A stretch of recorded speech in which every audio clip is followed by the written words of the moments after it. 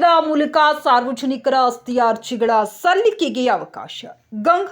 ಗಂಗಾವತಿ ನಗರಸಭೆ ವ್ಯಾಪ್ತಿಯಲ್ಲಿ ಬರುವ ಎಲ್ಲ 31 ವಾರ್ಡ್ಗಳಲ್ಲಿ ವಾಸಿಸುತ್ತಿರುವ ಸಾರ್ವಜನಿಕರು ಇನ್ನು ಮುಂದೆ ಆಸ್ತಿ ತಂತ್ರಾಂಶದಲ್ಲಿ ಖಾತಾ ಅರ್ಜಿಗಳನ್ನು ಸಲ್ಲಿಸಲು ಸಿಟಿಜನ್ ಮಾಡ್ಯೂಲ್ ಒದಗಿಸಲಾಗುತ್ತದೆ.